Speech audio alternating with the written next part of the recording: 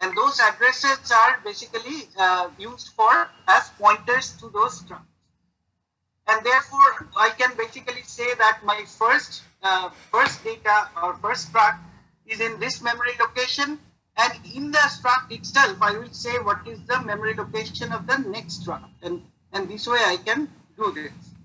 Now, blockchain cannot do that because a blockchain is what we call a replicated system. That is, the chain of blocks is not only in one place, but it is in various places, and all the participants that are participating in the blockchain are all having a copy of this chain of blocks. So therefore, I cannot use memory addresses, right? Because when I place that thing in one computer versus the other computer, the memory addresses will be different. So we have to understand how this linking, a chain is always obviously is the series of links. So how this linking has to be done, and in place of struct, I have blocks of data. So struct is the very small C++ concept. Here I have a block of data, and that block is as big as 2 megabytes, right? So I have blocks, and they are connected to each other by some kind of a link, so that I can traverse. I can go through from the beginning to the end, or any point to the end of those blocks, and look up what is in those blocks, right? And now I have this thing replicated at many different nodes or different computers. So therefore, I have replication. And because they are replicated, everybody is doing something, and so it's a distributed system, right? So every node or every computer that is involved in the process of building this blockchain is actually doing something. For example, in case of a Bitcoin blockchain, for example, they are actually doing transactions, or they are creating blocks, right? So either they are actually the owner of the computer on which you have one copy of this. He or she has money in the form of Bitcoin, and he is either giving the money to somebody or sending some money to one of his other accounts, etc. So these are called transactions, and these transactions are now broadcast to every other participant of the blockchain, and this broadcasting is done through a mechanism of peer-to-peer computing or peer-to-peer protocol. So that means that everybody who has done something in this system will actually get to know about everybody else's activities. And these activities or transactions are sent to everybody. Now everybody will now say that, okay, I have seen enough transactions to fill a 2 megabyte block. So they will create a block by collecting these transactions inside the block. So now the problem is that everybody is doing this independently. So what that means is that I am sitting in India and I did a transaction, and somebody is sitting in America and he is doing a transaction. When he broadcasts this transaction from America, it takes some network latency or network delay to come to me. Similarly, what I did, I broadcasted, but the American guy is getting it much later. American node is getting it much later. And when I say much later, it's maybe a matter of seconds, but it is different. So therefore, when I am creating my block, I may not have the same information as the one in the node in America. Therefore, the block I made, the block the American node made, would be different. Now, blockchain is a sequence of blocks connected by some kind of a linking. Now, I have a copy of the chain so far, and my American friend's node is also having a sequence of nodes so far. Now, sequence of blocks so far. Now, the problem is that when I create a new block and my friend in America created a new block, they are slightly different because they did not necessarily see all the same transactions. Now the question is, if I attach my block to the end of the copy I have of the chain, and he puts his block at the end of the copy of the chain, then the two chains will now start differing. But that is not what I want. I want a single chain so that anybody who sees the chain will see the same data as a sequence of blocks. Therefore, I have to do something called a consensus mechanism. So consensus is the mechanism by which, even though different nodes are creating different blocks, eventually only one of those blocks will be added to the blockchain. The other blocks will be rejected. And this process of consensus is one of the major component of a blockchain protocol. So we'll come into the details of consensus mechanism later, but I am just telling you what are the different concepts that you need to understand. One is the notion of blocks. Another is how we link the blocks to each other so that I can go from one block to the other. Third is that everybody has a copy of this sequence of blocks in the same order and in the same, having same content, and because they are at different replicated nodes, therefore anything they do will have to eventually come to an agreement that who will go to the next block, and that is the consensus process. And this is actually also what we call the linking process is done through cryptography, and I'll go into that how this linking is done, because as I described, the linking through memory addresses like linked list is not going to work. And finally, the assurance is that if I have a block, if I have 100 blocks already in the blockchain, then if somebody, well, I will go back and change the content of block number 5, that will be almost an impossible task because of some cryptographic assurance that we get, and we'll describe that. And that is why this is actually data integrity, or what we call immutable. The data once committed to the blockchain within a block, after some time, will be almost impossible to erase or almost impossible to alter. Therefore, any information that you put in a blockchain is almost permanent. That is, you cannot erase it or you cannot amend it directly on that block. Now, this gives rise to a misconception often that if that is the case, then suppose I have information about a degree, and I give a degree, and that information is in the blockchain. Now, let's say my degree is revoked. The university decides to revoke my degree. If I put this degree information in the blockchain, the university can never revoke the degree. That is not correct, because the revocation is a different transaction. Therefore, it will be added at a later block that this degree has been revoked. Therefore, to check whether your degree is valid or not, the revocation has to be checked as well. So that's a different issue. But I just want to say you that immutable does not mean that the new information cannot be added about something, or new information that changes the nature of some data cannot be changed. That is not true.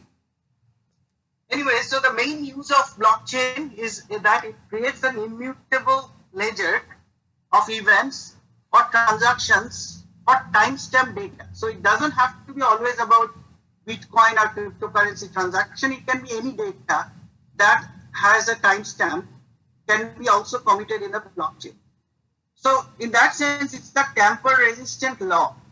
Now, why is tamper-resistant log important? Because if your log could be tampered with, then somebody can go back and change history. So tamper-resistant log is very important for security. And now, obviously, the first use of blockchain was that it was a platform to create and transact in cryptocurrency, and also can be used as log of events and transactions unrelated to currency. Okay. So blockchain technology. Now, if I look at a big picture, blockchain technology is a digital innovation that has the potential to significantly impact what we call trusted computing activities, and therefore the cybersecurity concerns as a whole. So for example, all of you are probably have Aadhaar card, and if you do some place where you have to identify yourself, you can do what is called an eKYC. And eKYC is done or know your customer, and it goes to the Aadhaar database, and it checks whether your fingerprint, for example, matches what's in the database at the Aadhaar data center. Now, Aadhaar data center is under the control of UIDAI, right? Now, we assume that UIDAI is actually keeping your data safe, and there has not been any change in the data, or they did not delete your data. But there is a small probability that somebody might have mistakenly or intentionally deleted your data. So therefore, wherever you go, your eKYC is never successful, right? You don't want a situation like that. So the trust in the UIDAI is what makes this thing work. And if UIDAI ever reaches that trust, then you will have no. So in case of blockchain, if you do this thing with the blockchain, then you will not have to trust the individual's goodness or individuals abiding the law, etc. It will be actually through the cryptographic integrity of the process that the trust will be automatically there.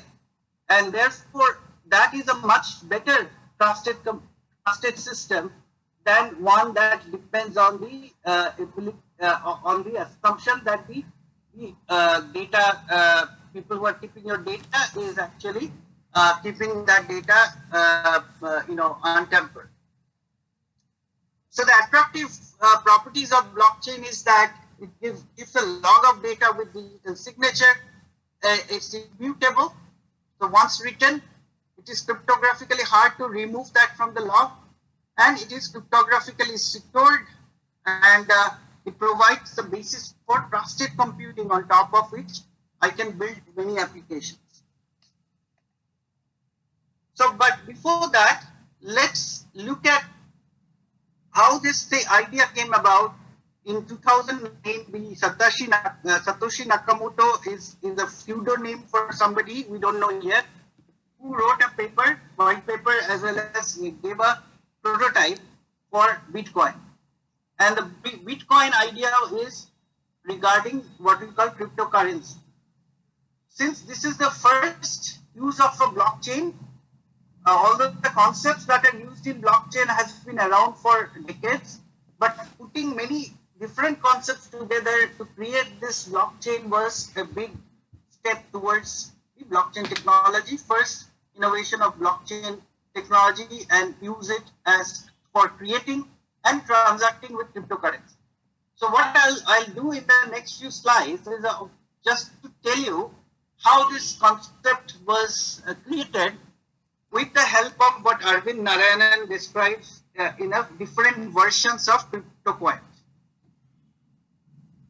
So let's say I have an authority to create coins, right? So I can create a system in which I say that I will have a function called create coin, a transaction called create coin, and I will create a coin in a digital form. And because I created it, I will digitally sign it, and that will be the information that I created this coin, and anybody can check my digital signature they know that this is something I created. And to do this, what I'll do is I'll sign it by my private key, and you can check it by my public key. So my public key is known to everybody, and my private key is only known to me. So nobody else can create this coin because I have the private key. Now suppose now I will do a transaction. I want the coin I created, I give it to some friend, right? So now I create a transaction where I say I pay this to my friend, and this is his public key. So at this point, I have this coin is no longer with me. Coin is with my friend. So if my friend tries to give it to somebody for buying something, this information needs to be checked. That first, this coin was actually a genuine coin, and the fact that the person who actually owned it gave it to the person who is trying to spend it. So therefore, what I can do is I can create this sequence of transactions in the form of a linked list, and this is what is done. So first node in this linked list is that I created the coin, and second node is that I gave that coin to a friend. And since these are all digitally signed, nobody can question that this did not happen, right? So now my friend has this coin, and he can give it to anybody he wants. But to check, somebody who is taking that coin has to go through this list to check whether the coin was genuine and whether the coin was given by the genuine owner of the coin. Similarly, my friend who I gave the money gives it to Arvind. So then again that information is put in the list. So here is a list of transactions that is created and kept for everybody to go through. So in order to make it accessible to everybody, I can keep this list with everybody. So I can keep this list in a very distributed and replicated fashion. So you can take it from anywhere in the world. So when Arvind tries to spend this money, I have to go through this list in order to check that this money is genuinely created, and its history, that it was actually given to the friend of the original creator, and the friend actually gave it to Arvind. Now, suppose my friend does something strange. He actually writes that I give it to Arvind, but at the same time he also says I give it to Ravi. Now I have two, my history has diverged, and Arvind can claim that I got the money, and Ravi can claim that he got the money, and it is not going to be resolved easily, because the chain has a branching, so as to speak, and whoever goes through whichever branch will believe that story. Now this kind of problem cannot happen with cash, because cash usually has only one physical copy. So you either give it to Arvind or to Ravi. But with the digital currency, this could be a problem. And this problem is what is called a double spending problem. So I have to, if I want my cryptocurrency to be reliable, then I have to stop this. I have to find a way so that this cannot happen, or double spending cannot happen. So this double spending is one of the problems that needs to be solved, and that's what Nakamoto solved by his method. So he has to figure out how to stop double spending. So he said that, okay, the last design was not good enough. It has double spending problem. So let's create a new version of CryptoCoin infrastructure where double spending can be avoided. So what he does is that he put the transactions, but not part transaction. He first of all, he comes up with the idea of blocks. He said that let's put multiple transactions in a block, but that is not the issue. The issue is that I have this chain to create, and the history has to be there. Now the question is that I have now, if the same situation occurs, that Ravi and Arvind both claim that they got the money from whoever, then this has to be resolved before we can go ahead. So we have to keep track of the history of every transaction, every coin. So what we will do is, so first of all, the create coin transaction still remains the same. I use my digital signature to create coin, and only I have the create coin transaction power. Nobody else can create coins.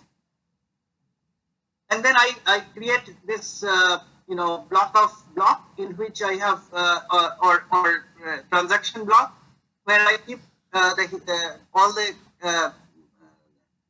coins I have created. So here I am creating, let's say, multiple coins, and I have recipients who I give those coins. So now pay coins is another transaction which then I can execute to actually take the coins, and then any coin that has been already spent will be called a consumed coin. So consumed coin will be actually kept track of. So a transaction will be valid if and only if I can have these following properties.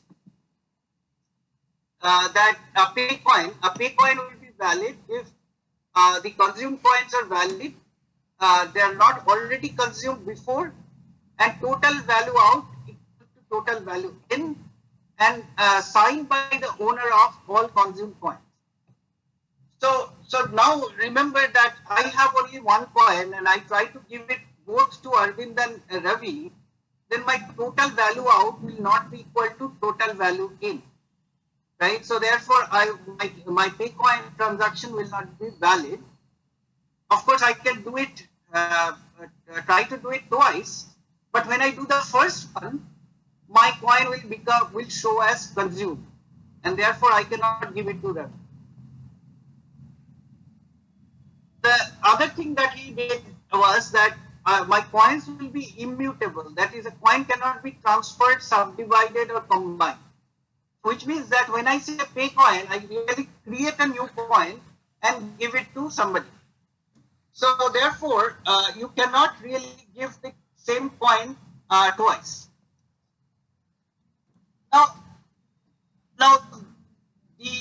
Now you understand that what Arvind is doing, or what Nakamoto had done, is that he said, I will have paid coin transactions, and I will have the pay coin transactions. Pay coin transactions has certain restrictions on validity, and I will also keep a sequence of transactions which are linked to each other. How they are linked to each other, I haven't told you yet. I will come to that. This linked list is replicated, so anybody can see what it is. Right? Now initially, what will happen is that there would be who will check that the transaction is valid, and who will check that the list of the history, this sequence of transactions, is actually not being tampered with. So one possibility is today's bank, right? Today's banks actually are called trusted third parties. When we have our money in the bank and we make transactions, all the validity of a transaction, when I write a check or when I try to put in a transaction through UPI or whatever, is checked by the bank. So you can have a trusted third party. But trusted third party is the problem that Satoshi Nakamoto was against, right? So in fact, in his first Bitcoin, first block, that what we call Genesis block, he made a comment. The comment was actually a news from the Times of London that some bank was being bailed out. This is the 2008-9 time when there was a financial crisis in the world. So he was saying that the banks are bad, they are trusted third party and they do whatever they want. They can create fiat currency at will. So we will create a currency system where banks should not have any place. And therefore, we need to create a system in which everybody who is part of the system will actually have the power both to create money and also to transact money, and everybody will have access to the history of all transactions. So it will not be a trusted third party. So this is what the genesis of the cryptocurrency, and what Satoshi Nakamoto also did. He said that bitcoins will be created when you help the system to survive, right? So there is a method called mining. Through mining, you actually make sure. Remember, I told you in the beginning that if Ravi and Ravi's transaction to Ravi and transaction to Arvind are seen by my US friend first, sees the Ravi's transaction, and my Indian friend sees first the transaction to Arvind, both will have a different view of what happened, right? And that resolution is basically the consensus process. And this consensus process, everybody has to participate. And this participation will have some reward. And the only way Bitcoin can be created is in the form of those rewards. And so Satoshi Nakamoto said that through this process of participating in the consensus can get reward. And this reward will actually is the only way to create new coins. But he also said that in order for the coins to have real value, I have to restrict the number of coins that is possible. And therefore he decided that 21 million is the number of coins that ever can be produced in the Bitcoin system. The 21 million coins will be produced by 2040, after which no new Bitcoin can be produced. And that will create a dearth of Bitcoins, because if everybody wants Bitcoins, but there are only a limited number, then its value will keep increasing. But that's a different issue about the economics and not giving the ability to print more currency. I will not get into the details of that. A few basic concepts we now go into. So some of the cryptography concepts. I assume some of you know something about cryptography, some of you don't. So I'll go through some of the basic concepts. The hash functions and their properties, public key crypto system, digital signatures, hash puzzles, hash pointers, and Merkle tree data structures. So these are the concepts that you must know, irrespective of whether you are talking about Bitcoin or any other cryptocurrency, any other blockchain, not necessarily cryptocurrency. So now cryptography is a very old science, and we'll go very quickly through the slides because many of you probably will be bored because you already know encryption, decryption, etc. So the idea of cryptography is that you take a message and then you encrypt it. That is, you create a new set of alphabets which represent the original, but unless you know how to go back to the original, you cannot get the original. And this process is called the process of going from the plain text or clear text to the encoded or enciphered message is called encryption. And what you get after encryption is called ciphertext. And in order to get the original message to decipher, you need to do decryption. So two important words, encryption and decryption. So the idea is that when you take a message, go through an encryption function, you get ciphertext. From ciphertext, if you go do decryption, you should get back the message. So what this says is that if you decrypt a ciphertext, you should get the original message. And if you take the original message and send to the encryption algorithm, you should get the ciphertext. So in cryptography, there are many algorithms to do this, and these algorithms are called ciphers. Generally, you have a ciphering function and there is a deciphering function. So encipher or encryption and decryption. So now some old cryptographic methods relied on secrecy of the algorithm, like the Germans did in the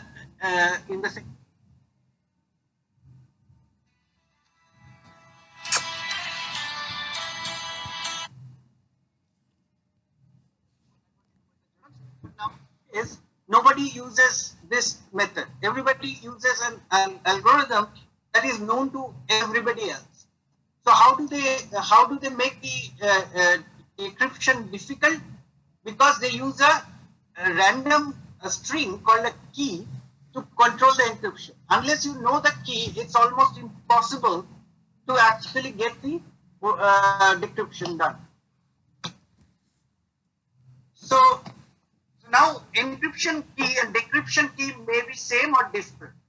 If they are same, then we call it a symmetric encryption, and if they're different, we call them asymmetric encryption, right? And both has important functions. Both symmetric and encryption methods have symmetric methods have their own use. So the symmetric is also called a secret key cryptography. Secret key because I am using the same key both at the encryption time and decryption time. So therefore the key is same for both sides. The person who is encrypting the message and the person who is decrypting the message should have the same key. So that's why it's called a secret key encryption method. So the secret key encryption method looks like this, that the encryption algorithm takes two inputs, the key and the message, and then it produces the cipher, and then the cipher needs to be decrypted with the help of the key, and then you can get the original message. So it's also called symmetric key or single key algorithm. The keys are the same, and the techniques are usually based on various substitution and permutation, and therefore usually it's very easy to implement in hardware. So normally what we see in blockchain is what we call block ciphers, where the blocks are actually encrypted or decrypted, and it's very fast. It can be done in hardware in milliseconds or even faster. The disadvantage of this method is that how do you, like, if you have many let's say you have 10 people and they all want to talk to each other in an encrypted communication, then you have to have many keys. Actually, you will need about 45 different keys to actually have that system work. Key exchange and key management is the very big problem. The known algorithms for this are DES, RC4, IDEA, Blowfish, AES, all these things. Some of these are already not used anymore because they have been shown to be weak with the new hardware that is available. But this AES 256 or AES 512, etc., very commonly used. So, as I said that you will need basically, if there are key parties and then all of them want to do a peer-to-peer communication with each other using encryption, then you will need choose to number of different keys, which is a big problem. Now, what the secret key gives you is confidentiality, that is data that is being encrypted cannot be read by somebody unless he has the key. Authentication, it tells you that once you receive the message, you know that it has been sent to you by the person who has the copy of the key. Not everybody has a copy of the key, so therefore you know that the message is really sent by your correspondent.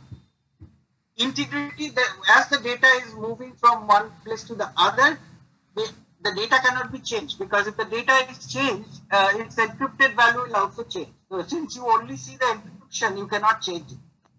And non-repudiation means that once the data has been, once somebody has sent it, you cannot say that I did not send it, because you are the only one who had the key. Of course, your key might have been stolen. That's a different story. But if the key is not stolen, then it must be you who send the data. So it's non-repudiation is the other topic. So the non-repudiation is very important. Actually, we'll skip this because I think it will be really slow. Now, I will share the slides with you. So DES is actually one of the earlier protocols for symmetric encryption, and it has been seen to be weak now. So now we normally use triple DES, but we also actually most people use the AES. AES is the major symmetric key algorithm that we use. Now, as I said, that one of the big problem we have is that when you have symmetric key, how do you share the key among two participants? Because if in order to share the key, you have to basically physically meet the other person. Otherwise, if you try to send the key over the network, unless you have a way to encrypt it, and until you send the key, you don't have a way to encrypt it. Therefore, cannot really send the key over the network. You have to send it through another means. In order to address this problem, there is this public key cryptography. In public key cryptography, you have a pair of keys. One you call a public key, other is called a private key. And they actually fit with each other. So you cannot have the public key and private key, without each other. Now, what you do is during encryption, you use public key, and during decryption, you use the private key. So public and private keys are generated together. So now, if you want to, share if you have a public key system, what you have to do is that you have to first figure out what is the, how to share a secret. So why do you want to use public key? Is because public key, from the public key, I cannot decrypt. But anybody can encrypt for me with my public key. And I can use the private key to actually decrypt it. But nobody else can decrypt it. Therefore, if I want to share a secret key, then also I can do that. I can actually send it by encrypting it with your public key, and you can see it. Similarly, if you want to send me something, you can encrypt it with my public key, and I can use my private key to see it. So that's the secret sharing. So I'll skip this statement, but this slide. But the basic idea that I want you to remember is that public key cryptography is required because in order to share a secret key, you need some method, and public key gives you that method. And through public key cryptography, I have a public key and I have a private key, and I give the public key to everybody else, and I keep the private key secret. And once I have the public and private key, I can then share any secret, including a shared secret, through which I can do symmetric algorithms. Symmetric algorithms are faster. So I initially establish a symmetric key using public key, and then I will use that to do the further exchanges with the private key. Now, when we talk about digital certificates are basically your certificate that this is your public key. So when I claim this is my public key, somebody has to say that I am not lying. So that's what is done for public by digital certificate. So the general strategy is public key is used to encrypt a message that can be decrypted only by matching private key. So Bob can use Alice's public key to encrypt messages. Only Alice can read them. Similarly, Alice can use Bob's public key, and Alice and Bob can exchange information, each keeping a secret to themselves. That is the private key. The secrets that they give allow them to compute a shared secret. So, an eavesdropper, a person who is listening to the communication in the network, cannot do anything without, cannot read any of this. So I'll skip the asymmetric algorithms. There are RSA, there is Diffie-Hellman, there is elliptic curve Diffie-Hellman, all those things. So we'll see that these are being used in blockchain. The next concept, so you understand encryption, you understand decryption, and you understand the public key, private key, and the concept of symmetric key. Now we'll talk about hash function. Now hash functions are actually also a cryptographic idea. You take any arbitrary length string and push it into a hash function, it will give you a fixed length string. For example, it may give you a 256-bit string, or it may give you a 128-bit string, whatever. And the hash functions are designed to be very easy to compute, but you cannot reverse it. Which means that if I compute hash of a value, a hash of a string, from the hash, I cannot tell what the original string was. Now it has three properties that it needs to have. One is it has to be collision resistant. That is two things. I'll explain to you what it means. But basic idea is that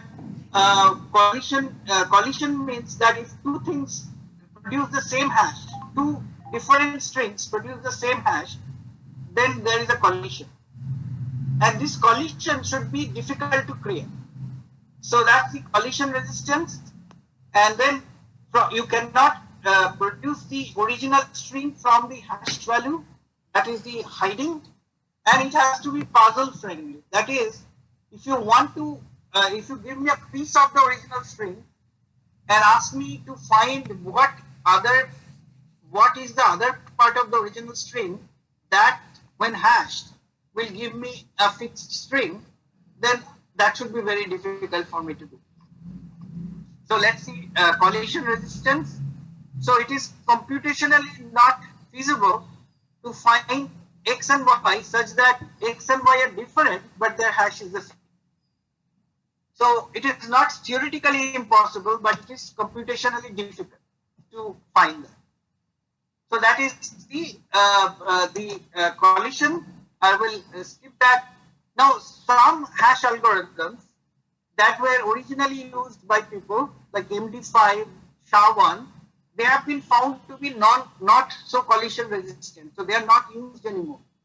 So now we normally use SHA-256 or 512, or we use SHA-3 and different other hashing algorithms.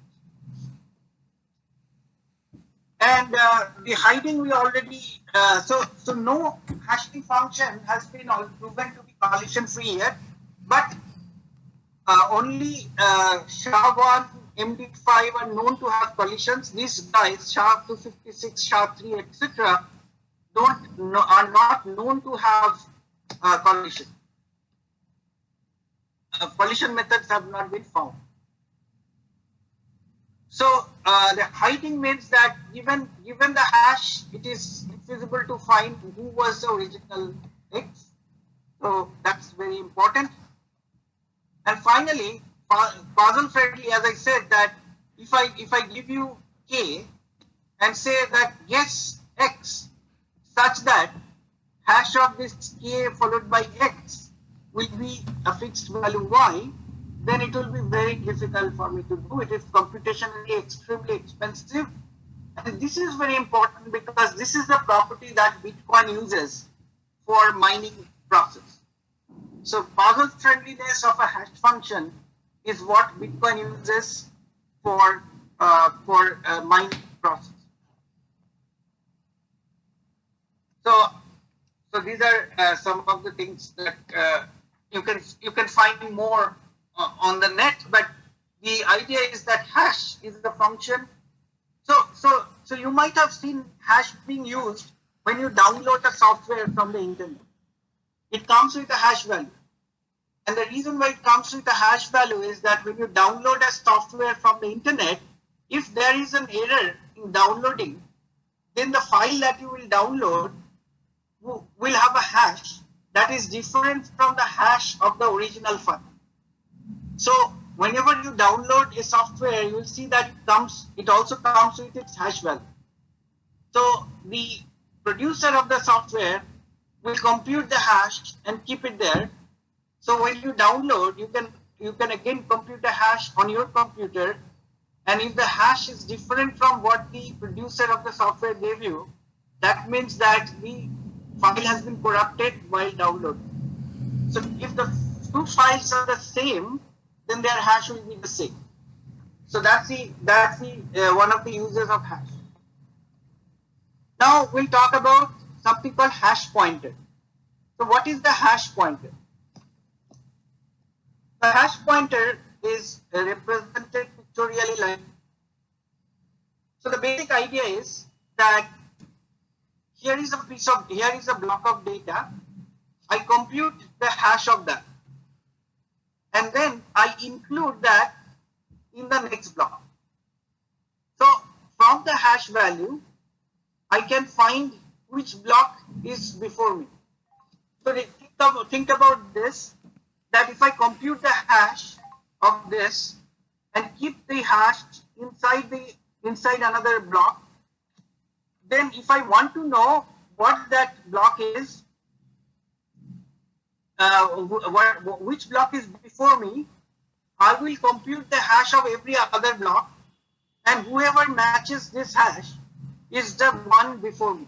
So that's the idea of hash pointers.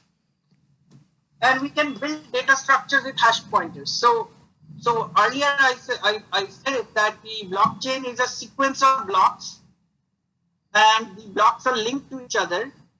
And I also said that this linking cannot be similar to the concept of pointers in the linked list, because this thing has to exist in many different computers, different processes. So therefore, the linking is done by hash pointers. So this hash pointers. So this value is the hash of this entire block, and this value here is the hash of this entire block. So this is how the hash pointer is being done. Now, hash pointer, the reason why hash pointer is good is because it provides you the tamper evidence. Suppose this is my blockchain, and suppose I want to change a piece of data here. I want to tamper this block. If I do that, what will happen is the hash of this block will change, and when the hash of this block changes, this value will not match, right?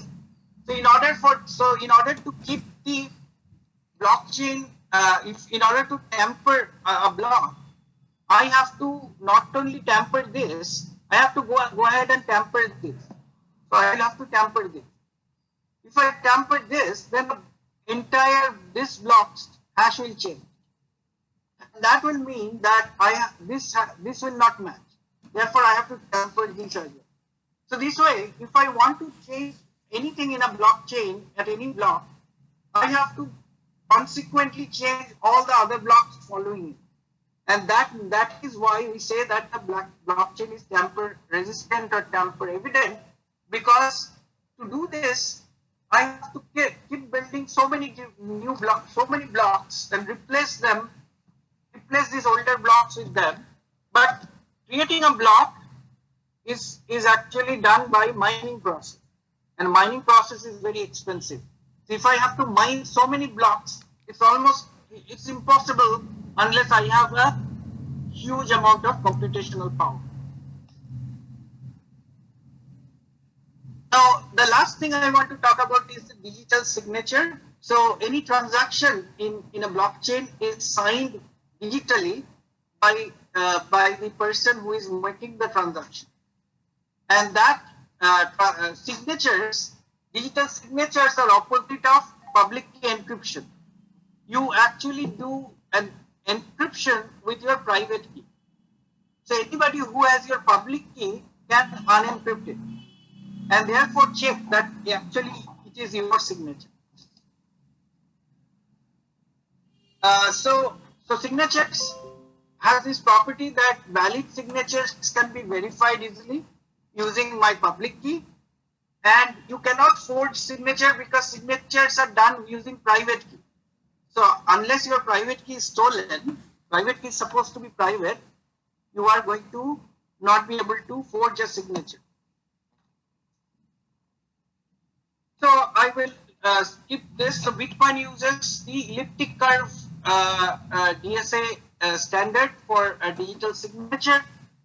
And what the important part of this, all this is that you have to have good, you have to have a very good random number generation process, but we can skip that kind of details. The other thing that in Bitcoin the Satoshi Nakamoto did is that I don't have to have a login or something in a Bitcoin blockchain. What I need is my public key. So anybody who wants to send me something can use my public key, and then I can when I want to spend that, I will sign that transaction with my private key. So with the public key being available to everybody else, they can check actually it was signed by me, and the transaction that gave the money to me has my name as recipient, but instead of my name, it has my public key. Therefore, it can use that public key to check my signature.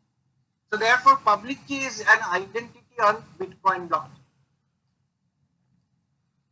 And when you want to create a new identity, you basically create a random key pair. And there are many methods, many software through which you can create a random key pair. So one you keep a secret key, the other you publish as your public key. And in Bitcoin, actually, you have to do more thing. You actually hash the public key and use that as your identity. So anybody can make a new identity at any time, and there is no central point of coordination. So there is no centralization at all. And this gives some privacy to the users, because users do not say, I am Sandeep Shukla, this is my phone number and address. I say that this string is my identity. So that string is some ABCD 1, 2, 3, 4, whatever, and therefore nobody else can know that who I am.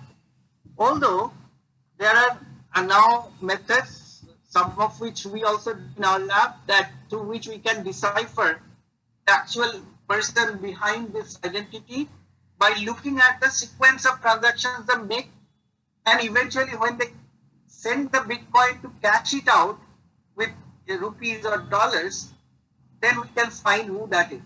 But that's not the issue we are going to discuss now. So far, what we have discussed is very basic concepts of cryptography that are used in blockchain. So hash functions, the digital signatures, hash pointers, and public key as identity, right? Now, one more thing that you want to know about is this data structure called Merkle tree. So normally within a block, the transactions are there.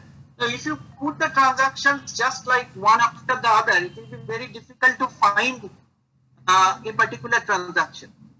And if you want to really know about a transaction, whether it happened before or not, whose signature was on it, etc., you have to first locate the transaction. Now, as I said, that each block is 2 megabytes. So therefore, you will have, and each transaction may be, a few hundred bytes. Therefore, you will have many transactions in a block. Now, in order for you to search the transactions faster, you need to put them in some kind of a tree. So all of you know about binary tree being very good when you actually want to, especially balanced binary tree, usually keeps your data in a way that you can very fast locate the data using log n time. The same idea is in the Merkle tree, but in Merkle tree, instead of the pointers, we use hash pointers. So Merkle tree is a concept in which the data inside a block is structured so that it can be found very quickly. So that's the idea of Merkle tree. And in Markle tree, checking whether a particular transaction exists or not can be done in log-n time, which is good. And if you have a sorted Markle tree, then you can also verify something's absence also in log-n time. So hash pointers are very powerful concepts that can be used in any pointer-based data structures that has no cycles.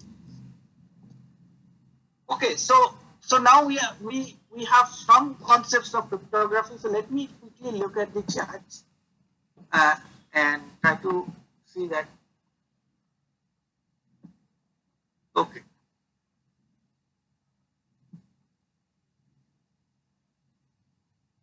Okay, so speak in Hindi because some words are creating problem understand. That is a very difficult thing for me to do because I am not a native English speaker. You will probably understand less if I speak in Hindi. I think somebody said slide is freeze to what is blockchain. Actually, I spoke a lot on that slide, so you must have felt that it was frozen. Can you just make cryptocurrency using blockchain technology, or we can create other applications also? So I'm hoping that in the 6 days, you will learn that there is a lot of applications other than cryptocurrency using blockchain. In fact, I do not like cryptocurrency. And one of my talk is called Blockchain Yes, Bitcoin No. Somebody is saying slides are not being changed. I think that is because some slides I spoke a lot. How long a block usually becomes any limit software was? If multiple transactions added by degree provoke, so how the end user will know what other provocation log? Human revocation, I guess, also need to be read like similar service degree in microservices, service discovery. Well, this is a little bit technical question. So what happens in Bitcoin is that whenever a transaction is done, it also points to puts hash pointers to the earlier transactions in which the input to these transactions were created. So this is the way you find the entire history of a particular coin. Now, in case of other type of data, like for example, if you are going to do let's say somebody's approval for something, and you revoke the approval, then that revocation will actually have a hash pointer to the original permission. So therefore, this will be linked.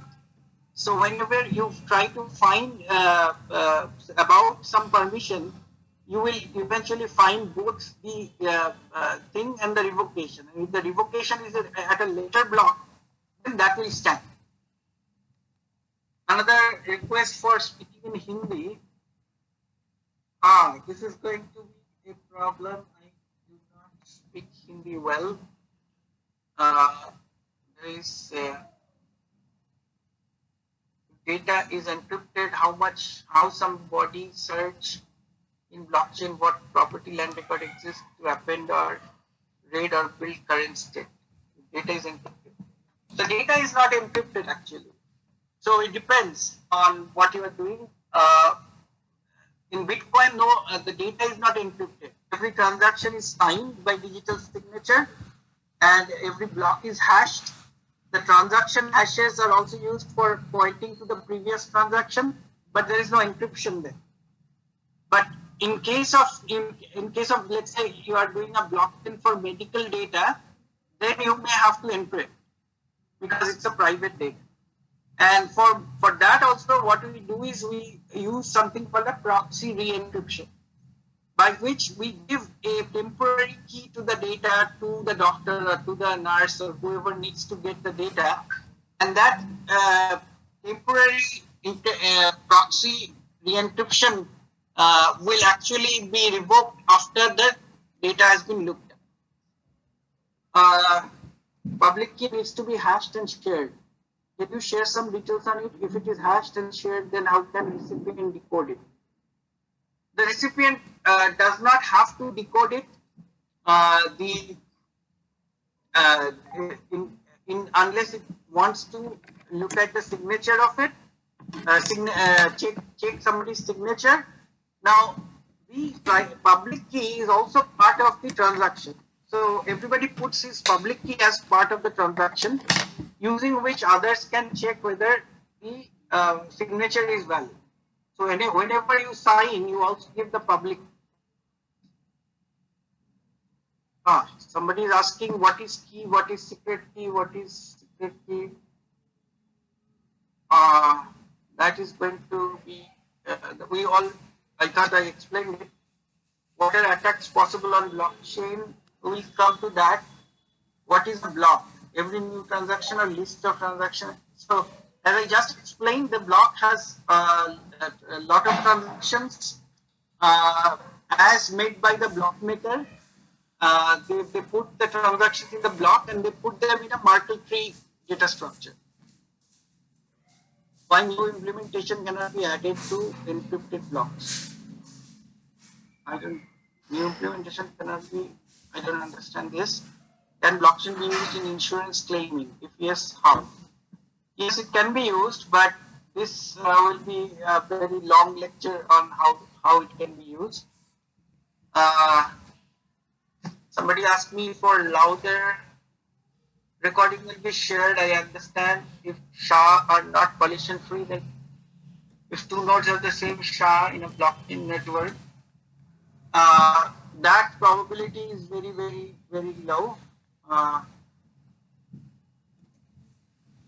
Again, blockchain, yes, crypto, no, any specific reason. Yeah, so that's a whole lecture. I have it on my YouTube channel. How are blocks in blockchain stored? Is it stored in some database or flat file or something else? No, blocks are actually not. They reside in memory of all the nodes that use it. A block number keeps increasing with each of them being over 2 megabyte. How will normally maintain a copy? That's a good question. Actually, currently the size of the Bitcoin blockchain, for example, is multiple gigabytes. So a lot of people only store a part of it. They are not. They are called the ones who say the entire thing is called a full node. The others are not full nodes. This data is stored like when we made a transaction or transfer in data. We know when we share data on Facebook, they get stored on Facebook server. Similarly, is there any crypto server? No, there is no crypto server. Crypto mining requires a lot of computation. Yes, actually, crypto, especially Bitcoin mining, takes as much electricity as some countries use. And you also mentioned land registry system in Karnataka. Can you please explain how the system works? That's a different lecture altogether. Can blockchain be hacked? Yes. How come and we don't know anything about Satoshi Nakamoto? Well, that was his choice to keep himself secret. The transactions are validated by the program, by the logic. And if transaction of blockchain follow ACID property like RTPMS, especially I want to know about concurrency. Well, the ACID properties, the integrity property, confidentiality property, and not necessarily confidentiality property. Atomicity, yes. Confidentiality, not necessarily. Integrity, yes. So, but that's not the blockchain is not a database. If both the users a private key, what are the possibility of security of data? If one of them mistakenly gives it to the other, well, if you make such a big mistake, then you will be in trouble, right? So if you are changing hash functions, then what whole should we change in hash function? Yeah, I'll share the PDF after the class. Made while mining, but sender pay the fee on transaction. Then how Bitcoin is generated? The only weekly existing. Yeah, that is after the mining rewards are over in 2040. Then only transactions fees are the only way to make money for with mining. Well, you can create blockchain with any language you want, but if you want to use an existing blockchain, then you need to learn their language. Okay, so I see that there is a problem with language for some of you, and I don't know how to solve that. The other problem I believe is that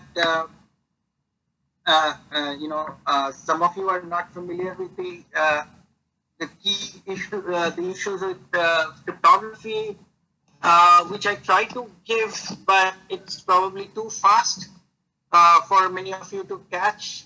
So you may have to watch the lecture and go through the slides.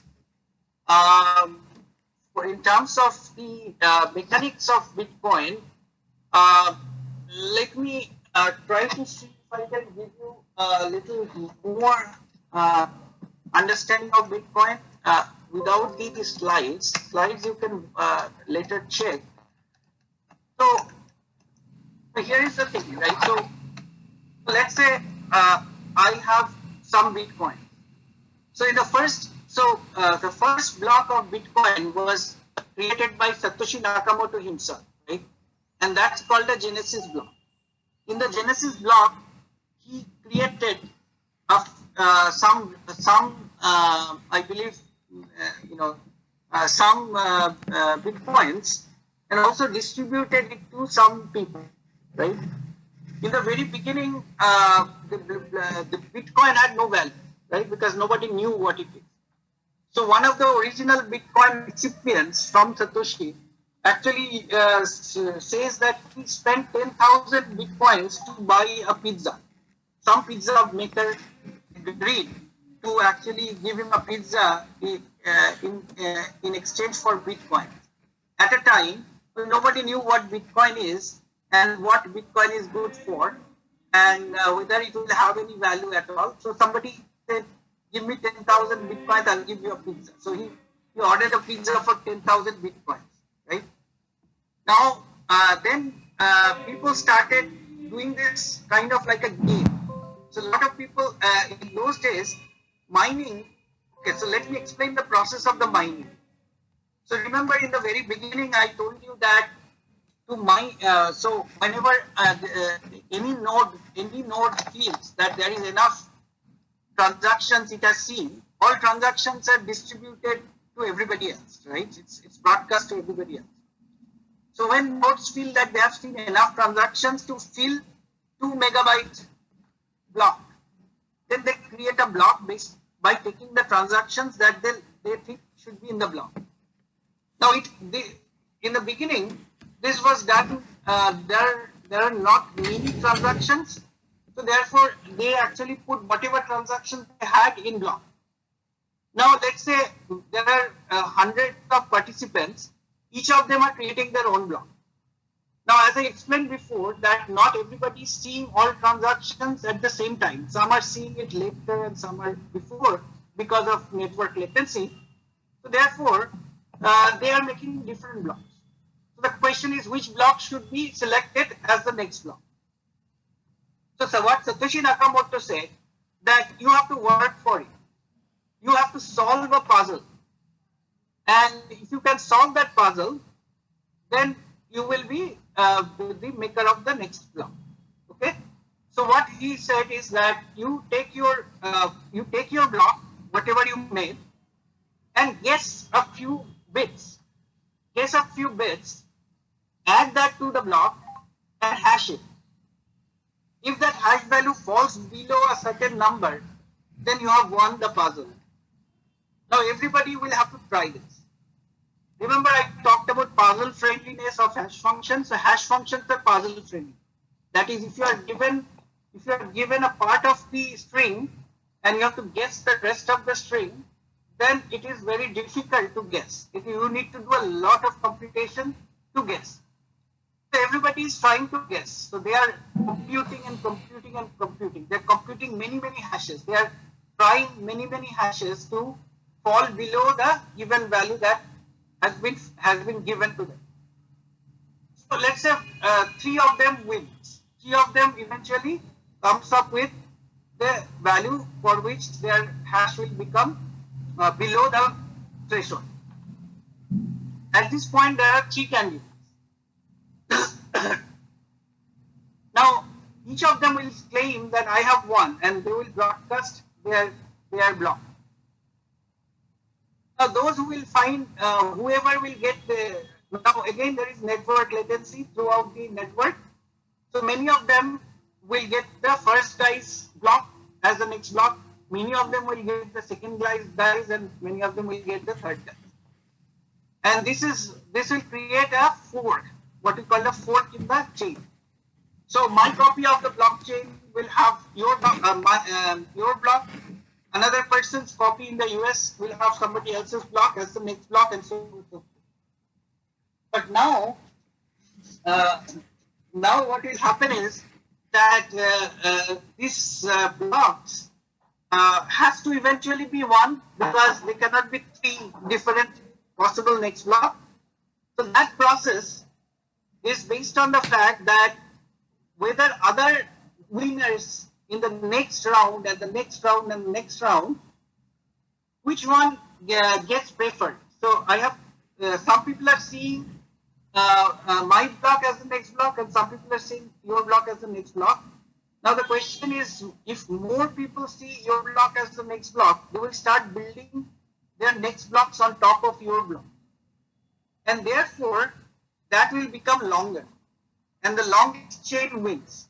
So eventually my block will eventually be rejected, and that's why in Bitcoin, even though it takes 10 minutes to get the next block, actually you have to wait for an hour at least to know that your block is actually making it into the real chain, because your block is only going to stay if others are building on top of your block. So if 6 other blocks are built on top of your block, then we know that your block has actually gotten some permanence. And that's why you have to wait for an hour before knowing really that your block has made it. And then after 1 hour, you can cash in the reward. So if your block made it through this, then you can actually start using your reward. And the reward right now is 12.5 Bitcoins. In the beginning, it was 50 Bitcoins, then it became 25. So it is being halved every 4 years. And then eventually by 2040, it will be 0. And at that time, only way I will put your transaction in my block is if you give me transaction fee. So that's the idea of transaction fee, that when I want my transaction to be recorded in the blockchain, I must give transaction fee. Otherwise, you will not take my transaction. Okay. So now this mining process I just explained is basically what is called a proof of work. So everybody did a lot of computational work in order for winning the right to create the next block. If they don't win, then they cannot create the next block. And this competition is done through hash puzzle. And hash puzzle requires a lot of computation. That's why Bitcoin mining requires a lot of hardware and electricity. And that's one of the major challenge of Bitcoin's longevity in the world, because it's very bad for the environment and also for fossil fuel, the availability of fossil fuel. Okay, so. Yeah, so it's the way it is checked whether it is correct is I can also I put the guessed value, what we call a nonce, into the block. So anybody else can check whether that block with the nonce actually hashes and becomes smaller than the given value. data mining, warehousing are not related to the blockchain technology, but machine learning is used to analyze the behavior of blockchain, but that's not about blockchain. That's about blockchain, uh, this thing. Anyway, so right now I think it is time for the break.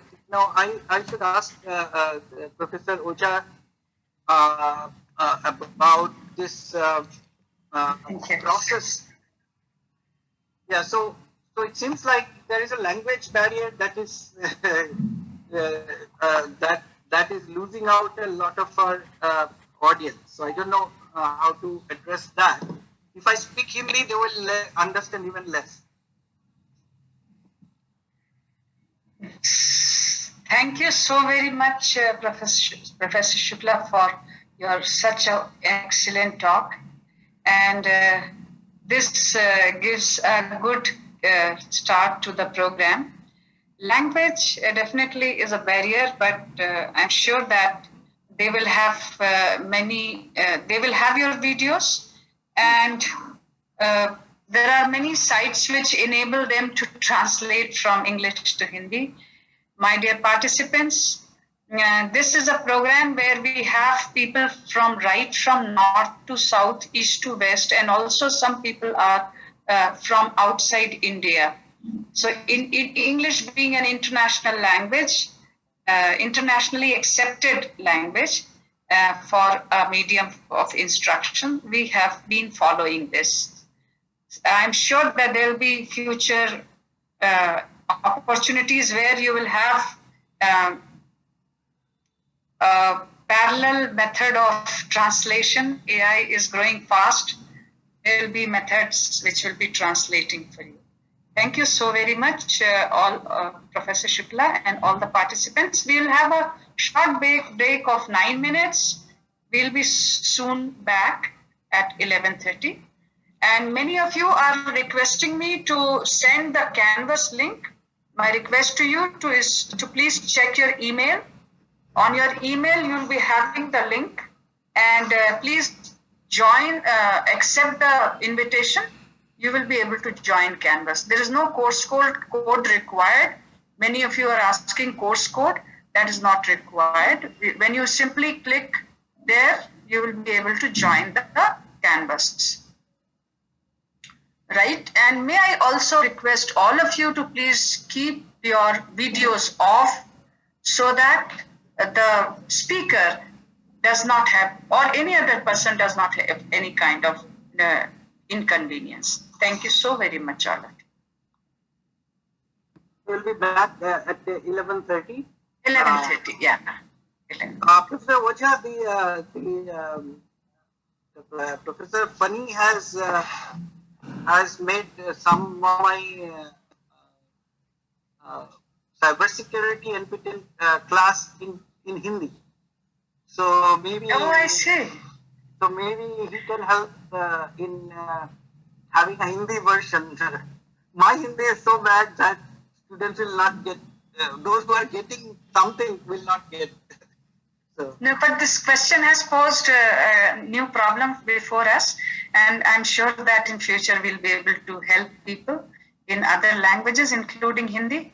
And let me, जो आप मेरे ख्याल से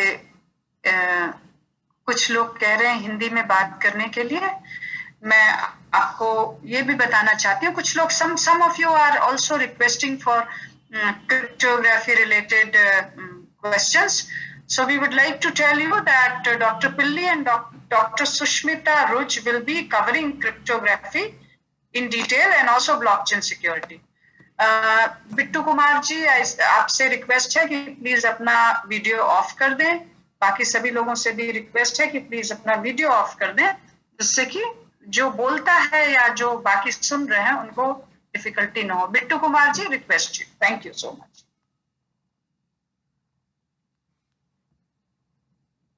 Ami, would you like to say something?